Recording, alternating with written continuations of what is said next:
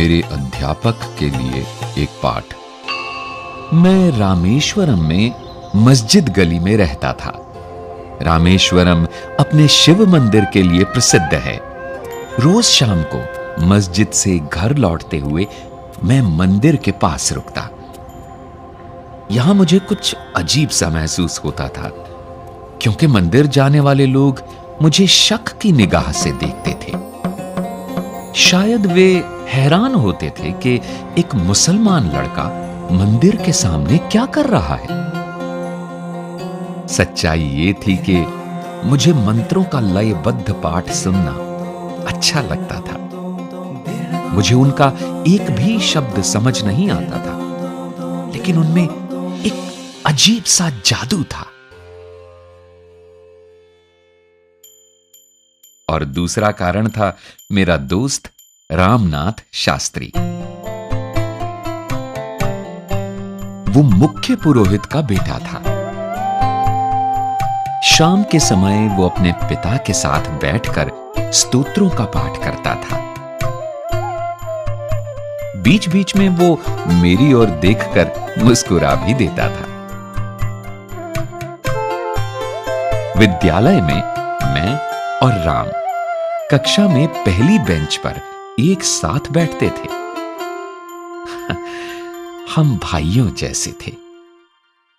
बस वो यज्ञोपवीत पहनता था और हिंदू था, जबकि मुसलमान होने के नाते मैं सफेद टोपी पहनता था। जब हम 5वीं कक्षा में थे, तब एक दिन एक नए अध्यापक हमारी कक्षा में आए। वे काफी सख्त मिजाज दिख रहे थे। अपनी हथेली पर बेंत ठकठकाते हुए उन्होंने पूरी कक्षा का चक्कर लगाया। आखिर वे हमारे सामने आकर खड़े हो गए और चिल्लाकर बोले, ए सफेद टोपी वाले, तुम्हारी हिम्मत कैसे हुई पुरोहित के बेटे के पास बैठने की?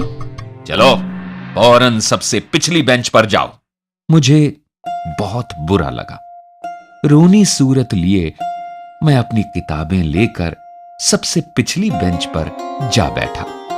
छुट्टी के बाद राम और मैं दोनों ही चुपचाप खूब रोए।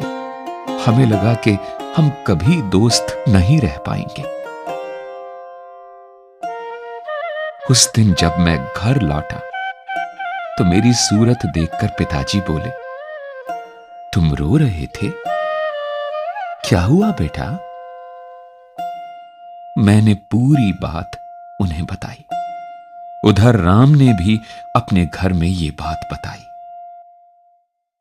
अगली सुबह राम दौड़ता हुआ हमारे घर आया और बोला, पिताजी ने तुम्हें फौरन हमारे घर बुलाया है। मैं बहुत डर गया। मुझे लगा कि अब मुझे और डांट पड़ेगी। राम के घर हमारे नए अध्यापक को देखकर तो मेरी जान ही निकल गई। राम के पिताजी ने सख्ती से अध्यापक जी से कहा, जो कुछ भी हुआ उसके लिए आपको कलाम से माफी मांगनी होगी। मुझे विश्वास ही नहीं हो रहा था कि मुख्य पुरोहित अध्यापक जी को मुझसे माफी मांगने को कह रहे थे। वे कह रहे थे, ईश्वर की दृष्टि में कोई बच्चा किसी से कम नहीं है। अध्यापक होने के नाते आपका कर्तव्य है कि आप अपने छात्रों को उनकी अलग अलग पृष्ठभूमियों के बावजूद मिलजुल कर रहना सिखाएं। अब से आप इस विद्यालय में नहीं पढ़ाएंगे। अध्यापक जी ने तुरंत उनसे क्षमा मांगी और मुझे गले लगाते हुए कहा, कलाम, मुझे बहुत अफसोस है कि मैंने तुम्हारा दिल दुखाया। आज मैंने जीवन का एक बहुत ही महत्वपूर्ण सबक सीखा है। राम के पिताजी ने जब देखा कि अध्यापक जी को सचमुच अपने किए पर खेद है, तो उन्होंने उन्हें विद्यालय में पढ़ाना जारी रखने को कहा।